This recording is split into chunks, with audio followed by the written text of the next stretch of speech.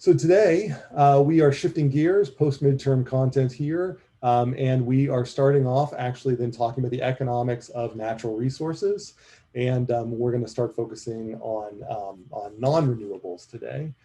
So basically, in order for us to think about natural resources from an economic perspective, we need to bring natural resources in by thinking about them the same way we think about other things that we manage economically.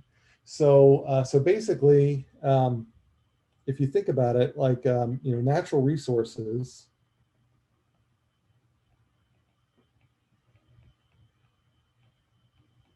are a pool of they're sitting over here and they have scarcity. So they are subject to scarcity, I mean, generally they're limited. And so because of the scarcity, then we find ourselves saying, what is the most efficient way to allocate these limited resources? And so the way economists think about natural resources is a viewpoint where natural resources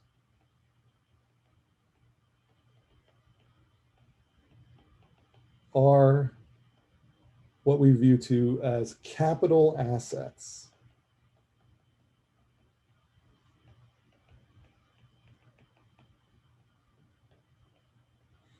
So does anybody know, and it's fine if not, but does anybody have a good definition of what a capital asset is? Like, what's the difference between capital? Like, if I own something, like I own this Apple Pencil, but I wouldn't call this a capital asset. So what is a capital asset?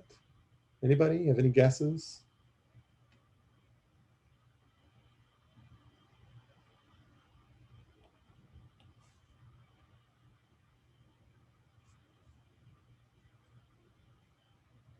No? All right, so the term capital asset, we usually associate with things that we own for a long period of time. And the benefit we get from them is not from the immediate acquisition of them, but more the benefits they give us over time. So these are more durable items. And so these are like investments. And so when we choose to allocate natural resources, we view those as investment decisions. So this natural resource, from a sustainable perspective, will hopefully be here for a long amount of time. So how do we best maximize our utility from different ways we can use those natural resources when we think about how we're going to interact with them over long periods of time? So that really is what goes on in natural resource economics, is a mapping between the natural resources and another circle, which is like the pie, and how we split them up for different functions that bring us societal utility. So for example, we could say, well, how can I use this natural resource? Well, I mean, one way to use it is for species habitat. So maybe I'll do,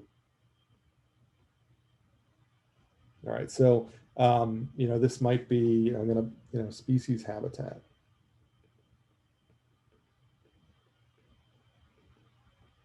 And you can view that as being like a utility function, I'll call it U1, where we view that as like the amount of benefit we get out of species habitat. I can call that utility one. That's like one person's utility. Like somebody out there who really is interested in conservation, then if I increase my use of species of the natural resource for species habitat, it will increase their utility.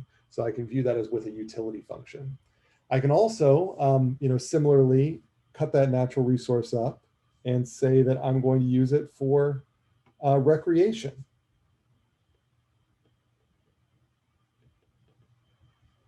And that might be our other, second source of utility. So you might not care about conservation out there, but you do care about being able to run around in the forest, take jogs.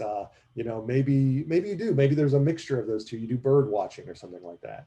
And so recreation would be another use. But then, of course, the other stuff is in resource extraction.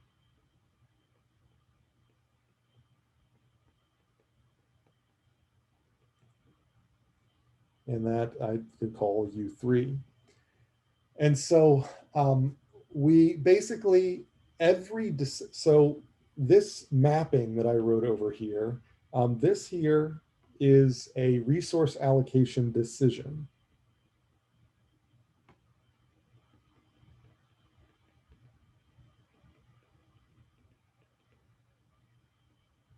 And if you're a banker, you would view it as a capital investment or capital asset investment decision.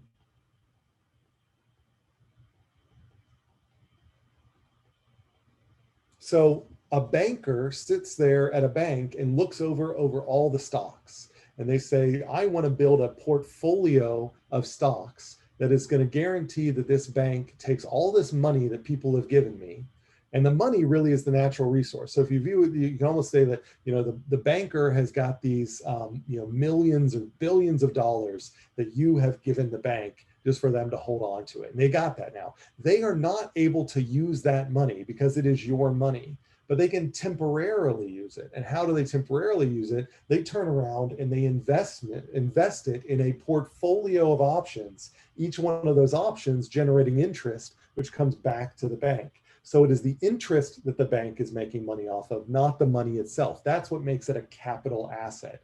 Similarly, we're allocating these resources. So the earth has given us these natural resources, and we could just use them all up, but then we'd have no earth left over. So just like the bank can't spend your money, but the bank can make decisions about how to allow your money to grow. So we can look out over all of the resources the earth has given us and figure out a portfolio of things to do with that.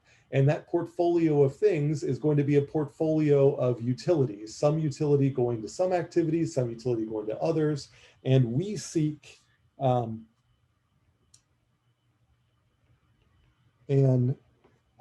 socially or economically efficient allocation. So we seek an economically efficient allocation, considering that our social welfare comes from all of these different channels, U1, U2, and U3. And this is social welfare.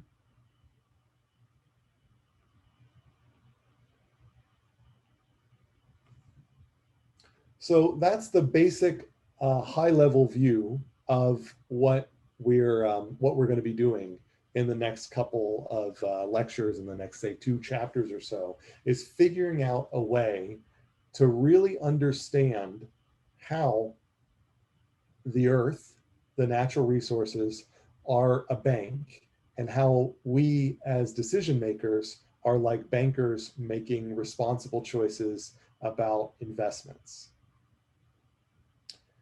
Okay, so today we're going to be focusing on non-renewable sources. So are there any questions about that? I know it's pretty high level. Hopefully it's in some ways straightforward, but also kind of abstract.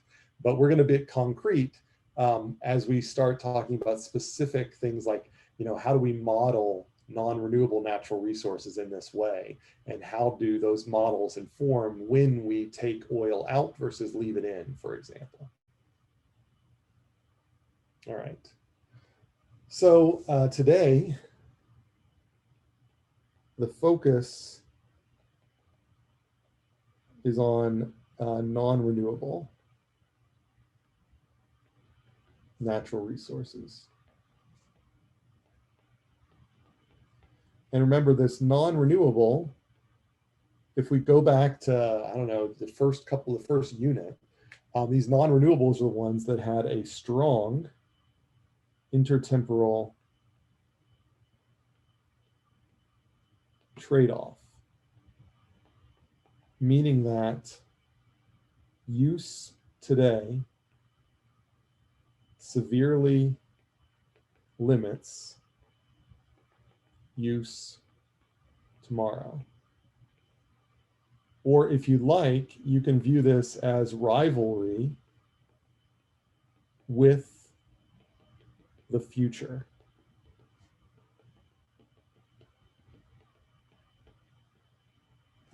That's what we view as a non-renewable resource.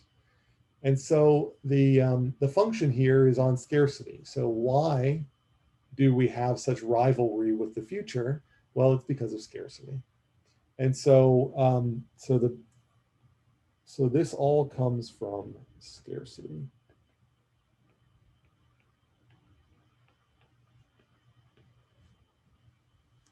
And as we'll talk about, there are renewable resources like timber, trees, that if you harvest them fast enough, they can't renew and they become non-renewable resources. But we are mainly focusing on examples, just for simplicity right now, like oil and minerals.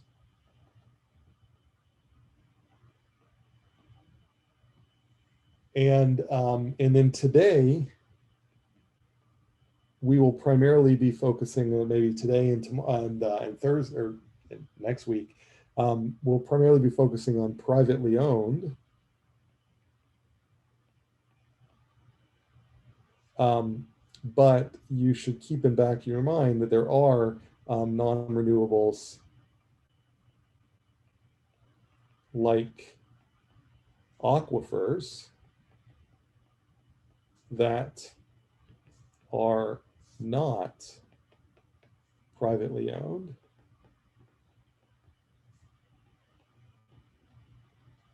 and require a different analysis.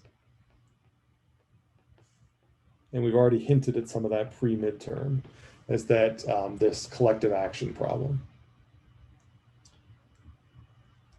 Okay, so so now that we're focusing on scarcity, we need to think about what are the causes of scarcity. And there are ultimately two things that cause scarcity. So there are two causes of scarcity.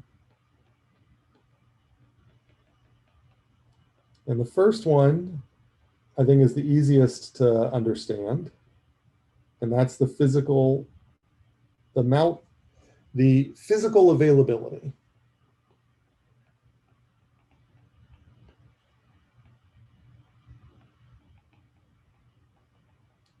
So it's how much is there, and I want to be careful of this next one because I'll just say for now, how much is there? That's all I'm going to say for physical availability. How much is there? And physical availability can change over time. And so as you may have heard over the last couple of days, they have found a significant amount of water on the moon. And so now there is water on the moon, and already they're talking about ways to exploit this new source of natural resource, this water on the moon. So physical availability can change over time.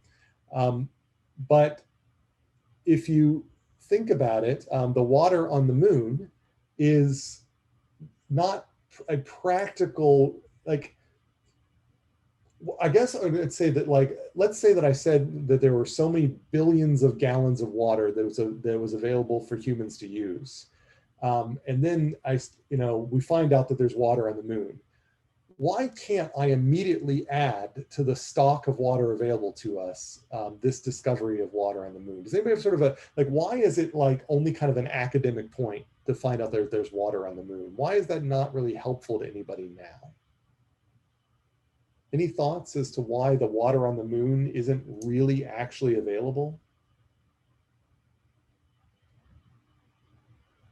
Maybe because transporting it would be so expensive. Answers coming into the chat. I'll maybe see if anybody else has got an answer, and then I'll respond.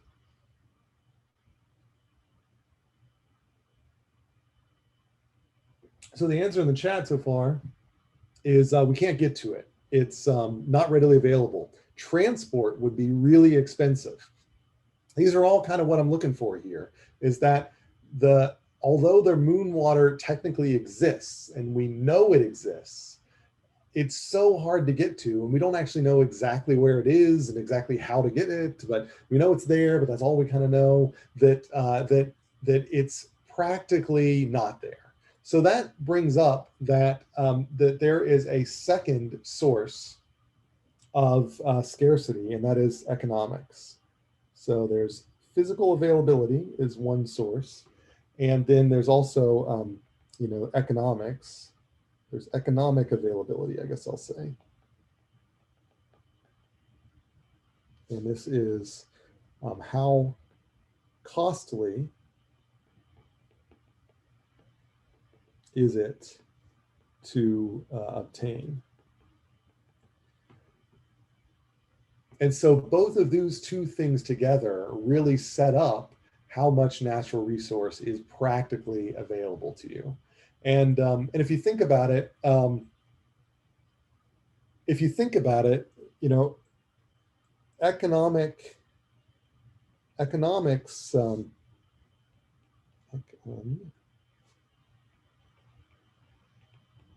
say we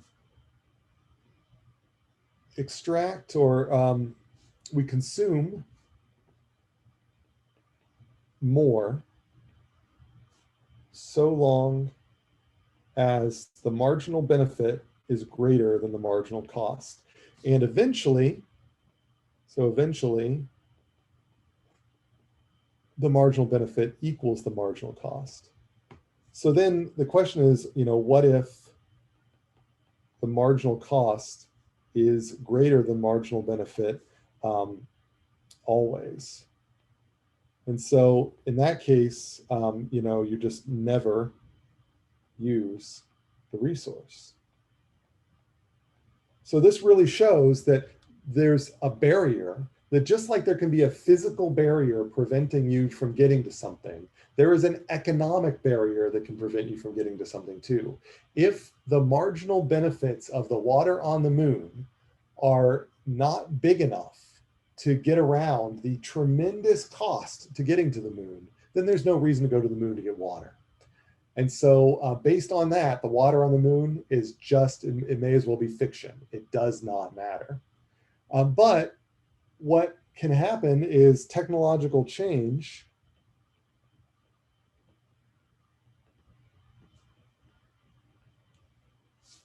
can alter economic availability.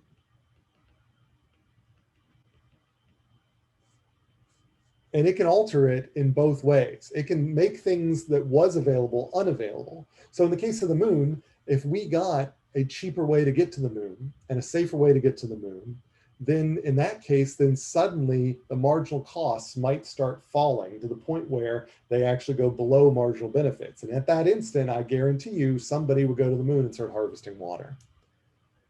But it can go the other way as well. You can have a natural resource that is currently being exploited, but as it gets more and more limited, the price of that resource goes up. As the price of that resource goes up, there becomes more incentive for others to develop processes for harvesting alternative natural resources. And once you have those, then it might change the marginal benefits for the existing natural resource. A great example comes from Britain. Britain used to have, the 1700s, they had an economy that was built on coal. And economists then noticed that as coal became more and more scarce, they were convinced that Great Britain's economy would fall apart because their economy needed an energy source, and the only energy source they had was coal. But as coal's price got slightly higher, then people started developing processes for natural gas, for example, and oil. And the natural gas and oil that became available ended up not only being such that it was economically viable to pursue them as alternative energy sources, but if you remember going back to our old diagrams of where you have, goods, good one versus good two, and you have our indifference curves across those goods, if these goods are alternatives for each other, so if one of these things is coal and one of these things is I don't know, natural gas, then as natural gas gets cheaper, then it's going to change how much you're willing to pay for coal. So as other technologies, even technologies that have nothing to do with the resource you're focusing on, become cheaper, the benefit, how much you're willing to pay for the focal resource is going to change. And that might take something that was previously being mined and make it be effectively economically unavailable after that. So alternatives change this as well. So you never can quite just look at how much is in the ground and say that's how much is there, because what's in the ground is almost irrelevant if you haven't considered the costs and benefits. So we can formalize this. And so there was an effort to do this by the USGS. So the United States Geological Survey wanted to kind of get a framework for understanding these two sources of scarcity. And so the USGS commissioned a study which led to this framework, this McKelvey diagram, which you can find in your book. I think it's figure 6.1.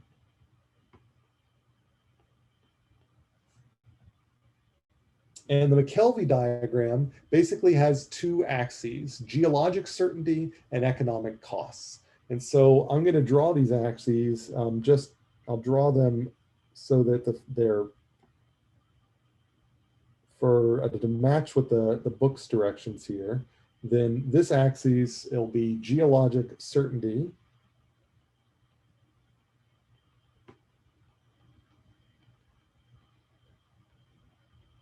Where this is effectively a physical limitation.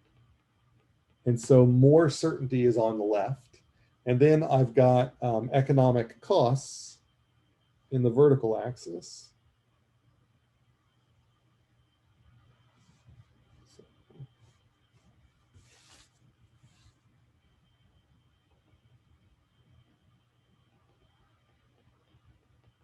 And so, of course, this is the economic constraint or economic source of scarcity. And so from here in the McKelvey diagram, they basically built a taxonomy of natural resources, a taxonomy of non-renewable natural resources based on these two axes. And so the first division in this McKelvey diagram, we'll say, is right somewhere here in the middle. And on the right-hand side of this, we have the undiscovered.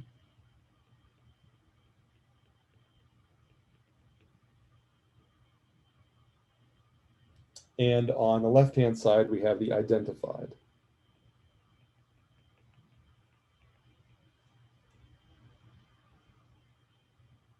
And so the undiscovered natural resources, then we can kind of group them by whether they are hypothetical or speculative.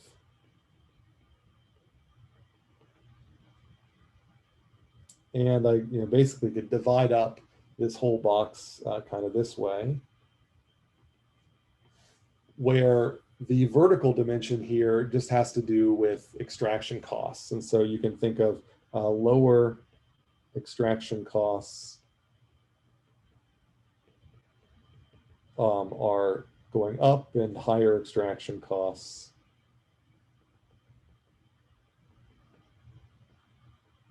going down.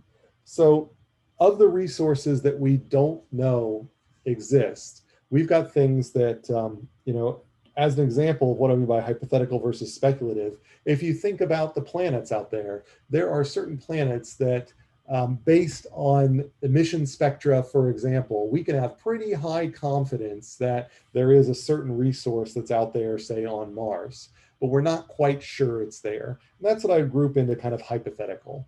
Then we can have other things where we're not quite sure, like, you hear about speculators, oil speculators. They don't really have a lot of, reason to believe there would be oil in a particular area, but it is an area that no one else is looking in. And so they realize that there's high rewards, even though there's high risk. And so in these high reward, high risk, maybe they start drilling there, and maybe they get lucky, one time out of 10, and maybe that's enough to justify this speculation. And at the instant that they find it, then this resource goes from being in the undiscovered category to being in the identified category.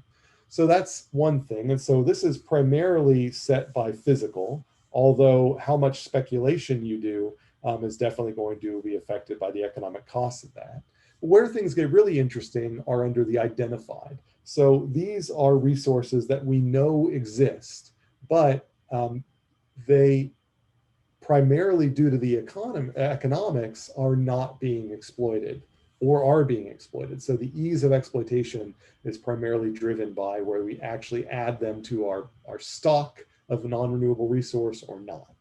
And so we further group these things into demonstrated versus inferred. And then under demonstrated, we can group that into measured and unmeasured.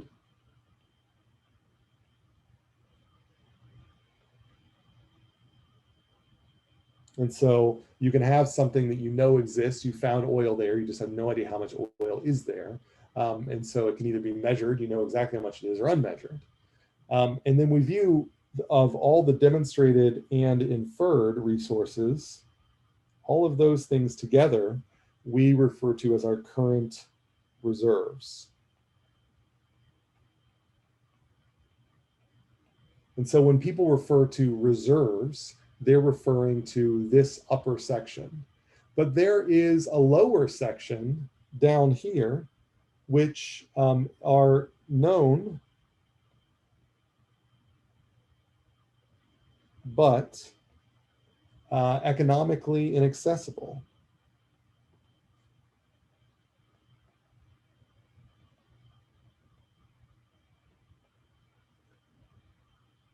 And so, and then, this is, again, the axes here, this is greater geologic certainty is in that direction.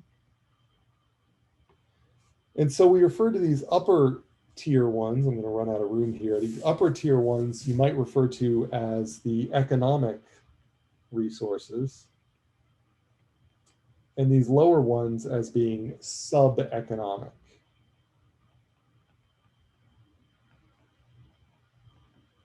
And so these are resources that we know exist, but they are too expensive to use. And so we cannot realistically count them as part of our reserves. The threshold between what's economic and what's sub-economic will change over time. As new technologies come out, then this threshold can move down because you can realistically start using some of these. But as new technologies for other resources come out, then this might go back up. It might become economically unprofitable. So really, you could view this line here as the line where marginal benefit is equal to marginal cost. Maybe I'll write that above the line.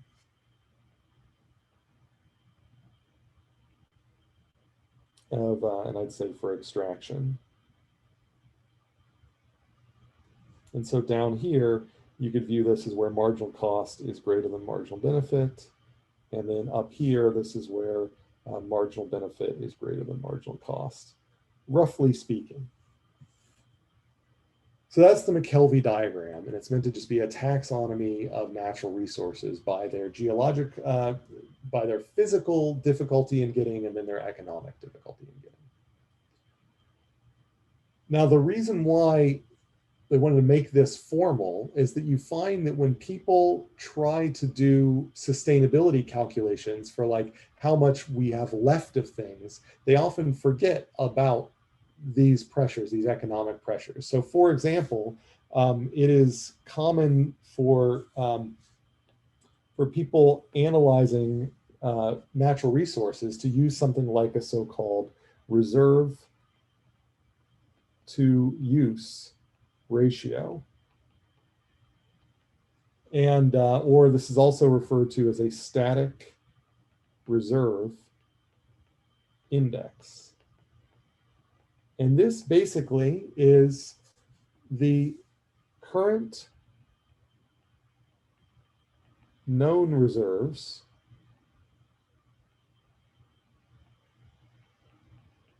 divided by the annual consumption.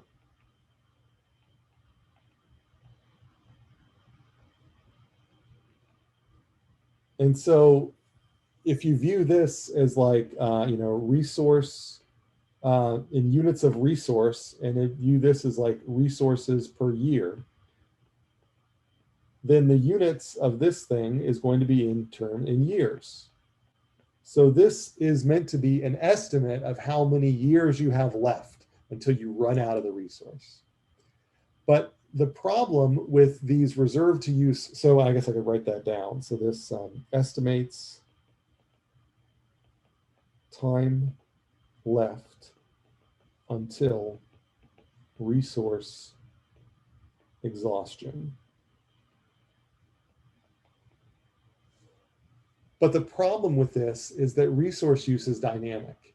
As you use resources more, you might get new technologies that make it easier to find more of that resource. Or as you use resources more, the scarcity of that resource will end up driving prices for that resource to rise over time, which will generate incentives to find alternatives for that resource. So it is very, very difficult to know, like, when you have peak society. So, peak oil was sort of very popular for a while. And now, we're getting a big push for electric vehicles, for example. And exactly when peak oil happens, that ends up getting, fuzzy. So it's very difficult to extrapolate exactly when you're going to run out of a resource.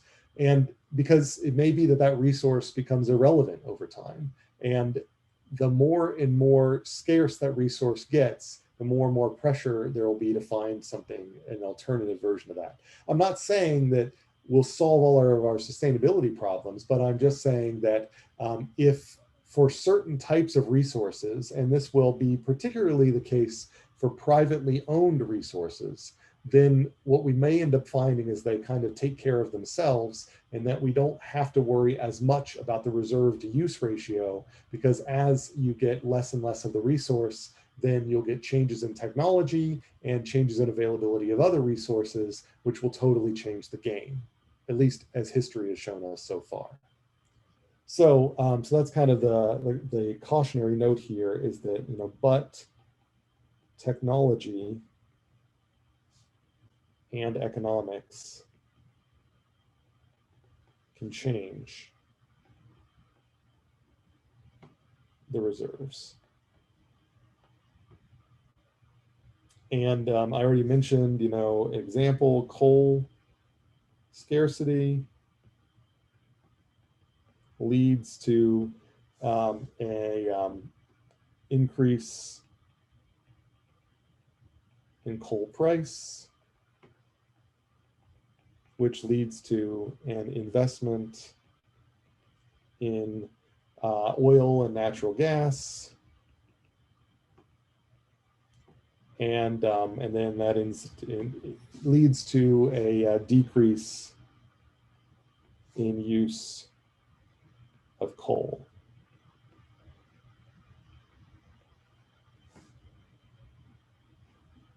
So yeah, so that's what was kind of being captured in this McKelvey diagram. So, all right, so are there questions about that? Does that diagram make sense? So far, again, we've been pretty abstract, just kind of the basics of it, no numbers or anything are getting involved.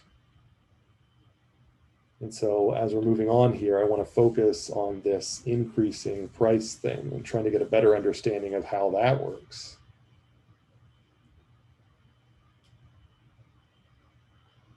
Okay.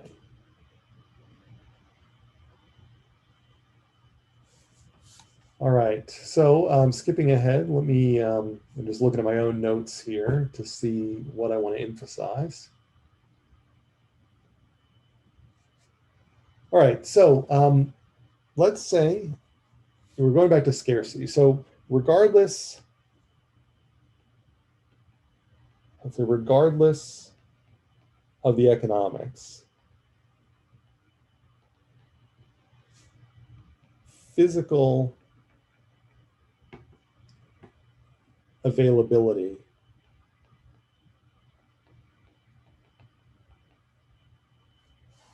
will always eventually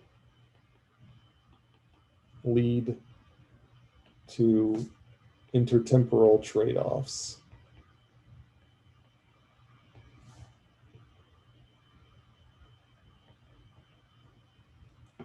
So, or I'll say between use now and use later.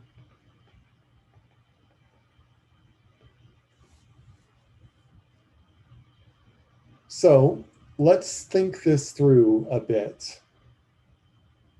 If we only focus on use now, so if we focus on using resource now, not later,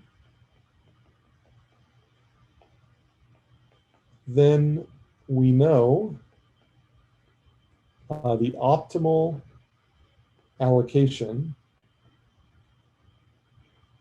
is where marginal benefits are equal to marginal cost. So this is, this gives us a quantity and price just for the current period. So this is the kind of myopic view or nearsighted allocation.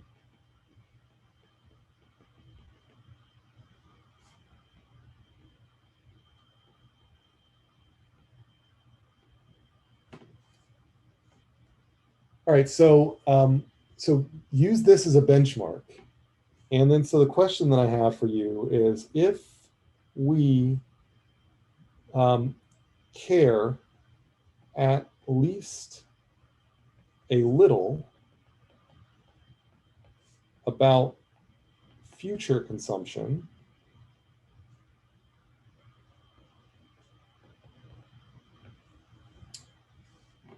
what happens to the quantity and price now? So if we do all our decision making based on now, then we are stuck with this allocation of this is how much natural resource we're using, and this is what price we're going to charge for it. So my question then is, if we instead make our decision making so that we do focus on the next period as well, so that we do incorporate the benefits we will get in the future for having access to this resource, then how are these two things, the quantity we use now and the price we charge now, going to change? Does anybody have any thoughts for that? Let's do a breakout room. I haven't done one of those in a little while.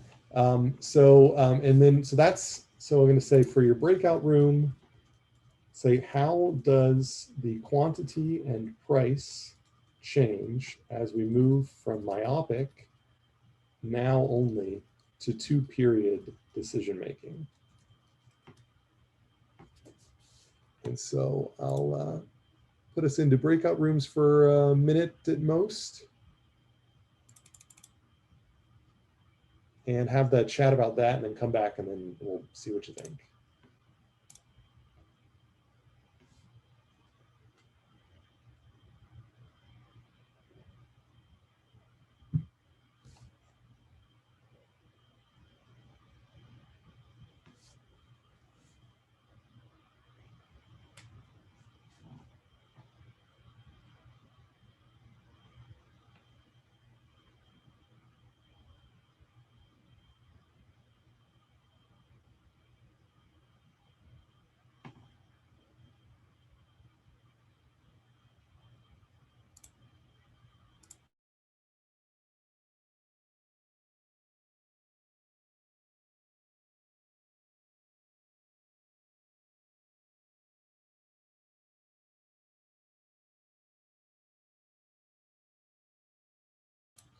All right, so does anybody have an answer they want to share? What do you think happens? Either you can do it in the chat or you can do it from the uh, or be unmuting your mic. So compared to, so when I said myopic decision making, they're saying we got our natural resource source, oil or whatever, and we decide we're going to sell this much of it at this price.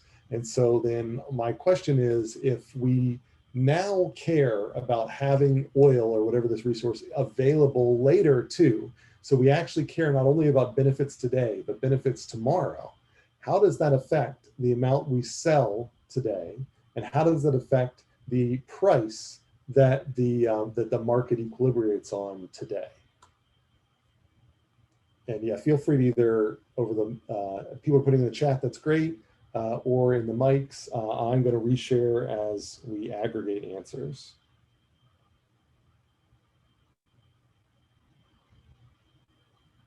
We came up with the same answer that's in the chat, that the quantity sold would decrease because you were worried about the future periods now having enough of the resource to sell in the future periods, but the price would increase. All right, so let's see what we got in the chat here.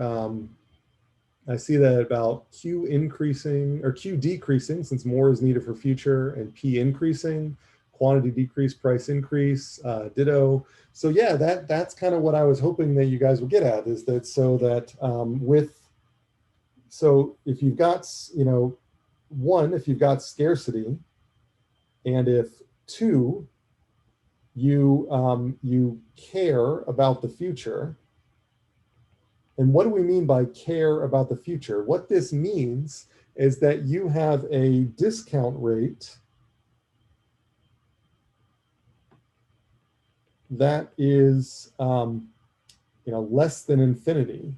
So so the idea here is that if your discount rate is kind of equal to 0, then that means that you really care a lot.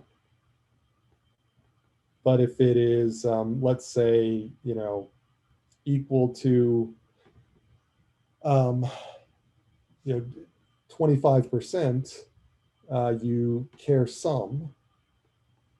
And then if it is equal to 75%, you care a lot less.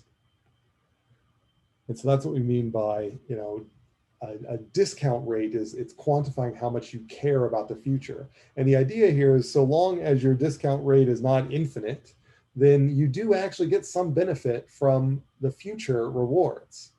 And so if you're getting that benefit from those future rewards, then it makes sense that if you combine these two ingredients, then you will use less now, and you will charge or accept, basically charge more now.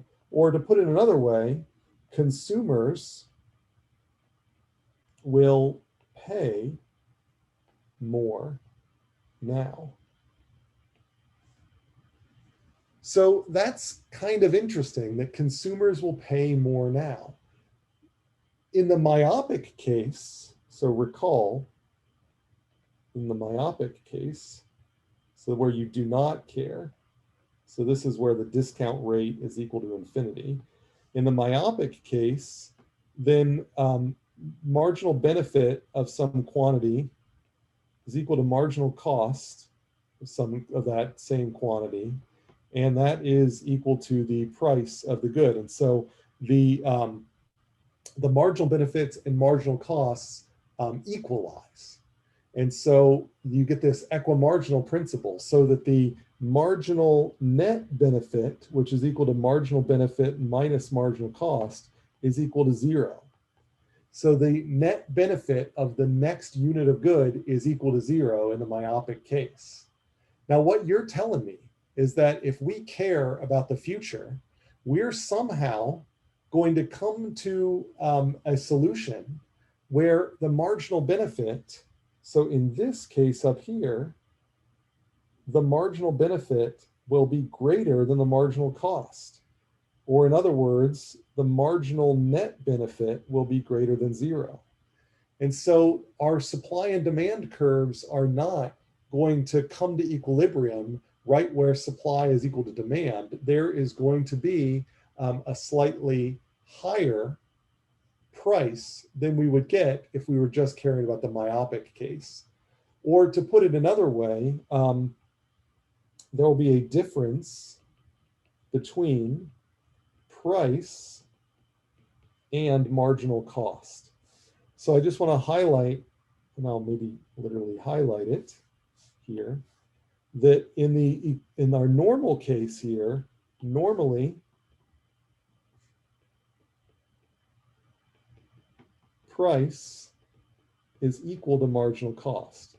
That's the normal case right there. That's for the myopic case. Usually the equilibrium price is going to be equal to the marginal cost of how much it is to produce that last unit of production. But when we have scarcity, then the optimal solution we're going to find is that the price will be higher than the marginal cost. So the price will be greater than the marginal cost. This is the case for, this is the non-renewable case.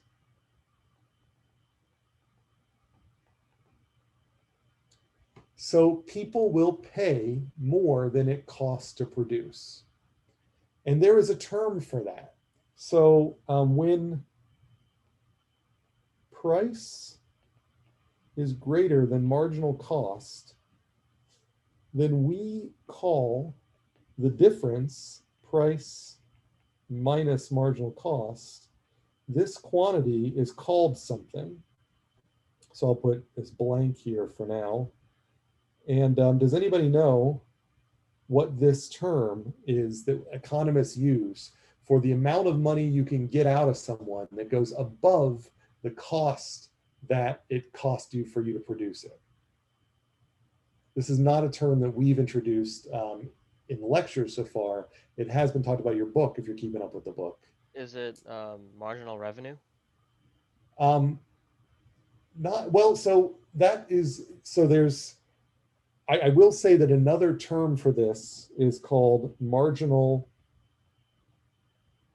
user cost, which is related to what you're referring to. But I'm looking for kind of a more general term that we are probably all more familiar with even before we took an economics class. So what do you pay? Let's say you live in an apartment. What do you pay at the end of the month? Rent. What is it called? Rent, right? It's the economic rent.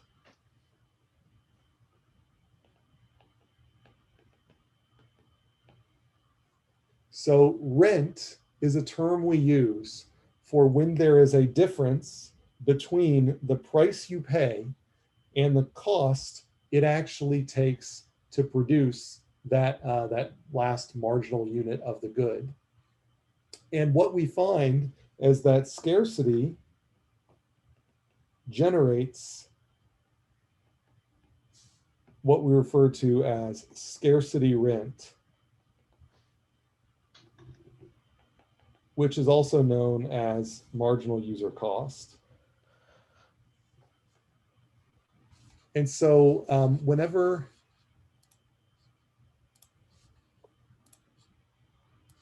I just heard a mic, so I was taking care of it. Whenever whenever you have scarcity generates rent, so you are willing to pay more than how much your landlord pays for. So your landlord pays a certain marginal cost to produce an apartment, and you actually pay the landlord for more than that. Now, if this wasn't if you could find apartments anywhere, then you would not be willing to do that. You know, so it's the scarcity, the fact that there are a limited number of apartments is what causes you to be able to pay rent. If what happens though when people see high rents? Well, they flood into an apartment or they flood into a market and they try to build more apartments. They try to enhance the number of apartments that are out there and reduce the scarcity. And when they do that, it reduces the rent. If you could somehow make enough apartments to the point at which we don't view them as being scarce, that anybody could have an apartment if they wanted it, then in that case, you would only be able to charge whatever the cost was to run the apartment. And so then your rent would be equal to zero. You'd still pay the marginal cost, but the landlord wouldn't be making anything above the marginal cost. And the interesting thing about scarcity, as you end up using more of a resource, there's less of the resource available later, and which is going to mean that the rents are going to increase. And this is what I'm, trying to, so I'll just write this down to give an idea of the math that's going to come up. Maybe I'll do a little bit of it here because we have some time left, but primarily next lecture. But as more resource is used, then the scarcity rent, which is also the so-called marginal user cost, will increase over time because resource is less available. And this gets us back to thinking about capital assets.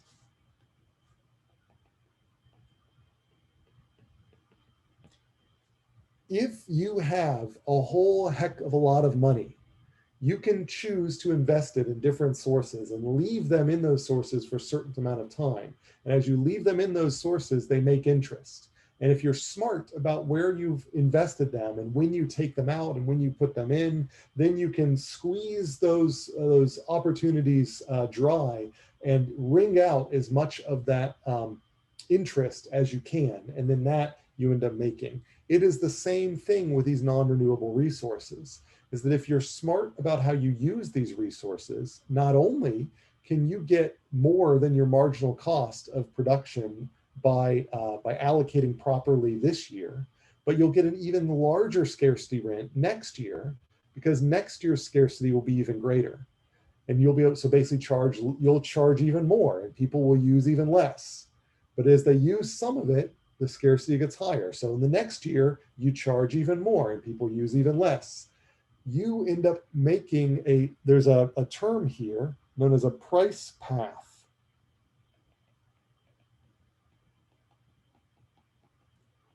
And this basically are the sequence of prices charged for a good over time. And in this case, a non-renewable resource, non-renewable. And so this price path, you can think of it as rising the same way a bank account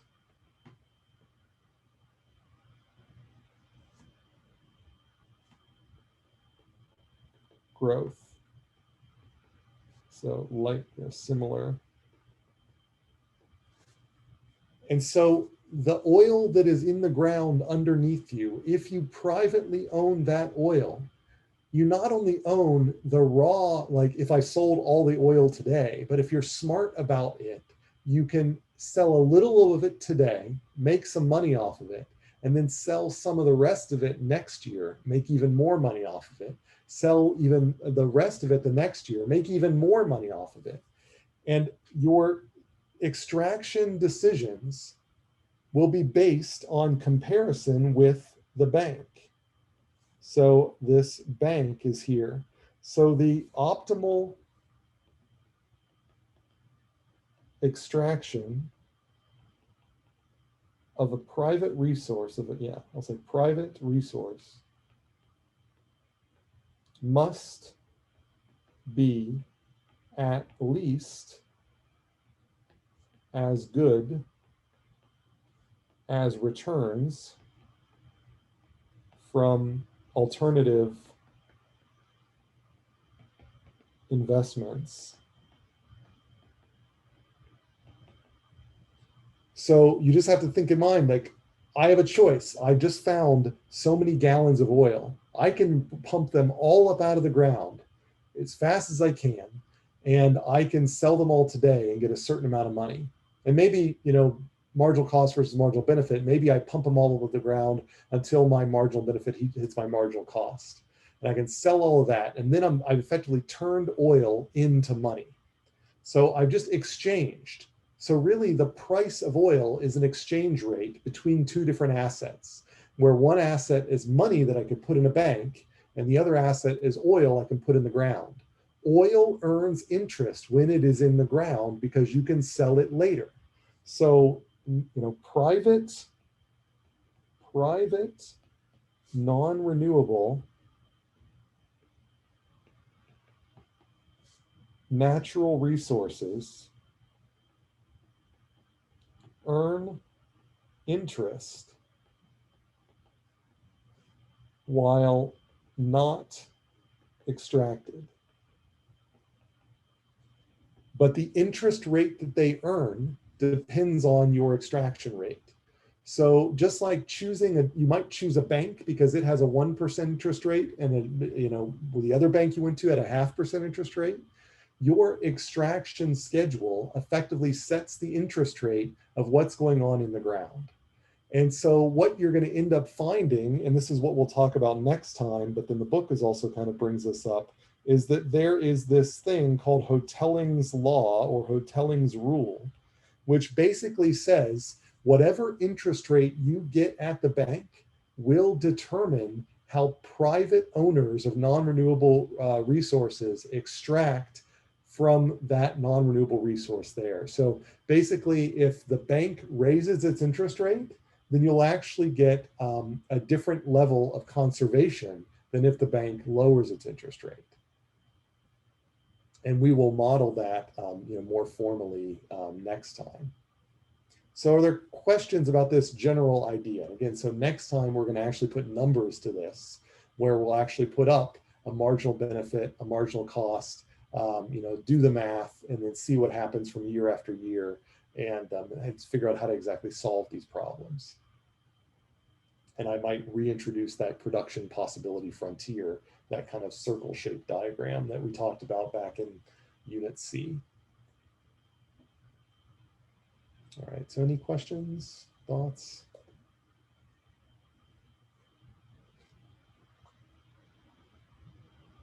All right. All right, well then maybe I could, instead of starting into the example from next time, I might just leave that for next time. So for now, let's just do end a little early and do an attendance exercise.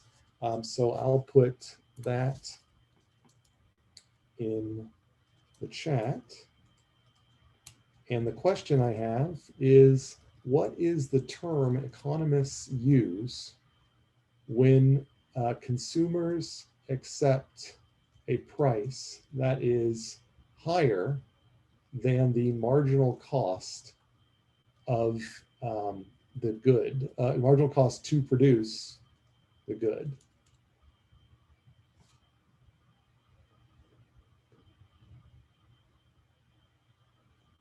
And that's all I've got for you today. So if you have any questions, I'm happy to stick around. Otherwise, I guess I won't see you Thursday, because Thursday will be the exam, but I'll see you next week, a week from today, and we'll pick this up where we left off.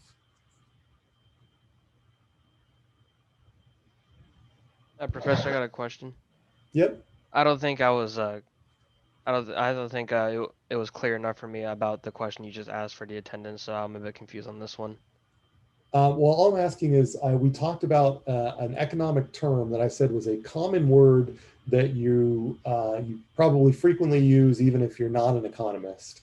But when an economist hears this word, this small word, it means that a consumer is being charged a price that is significantly higher than the marginal cost to produce the next unit. So when the price is greater than the marginal cost, that difference, that quantity, the difference between price and marginal cost is this term. Oh, okay. Where price is higher than marginal cost. That one that we talked about recently. Okay. Yes. Okay, got it. Thank you. And there was a question, what did I write at the bottom of the last slide? That was Hotelling's rule. I will cover that next time. It was just a preview that there's a general rule about these how this increases over time.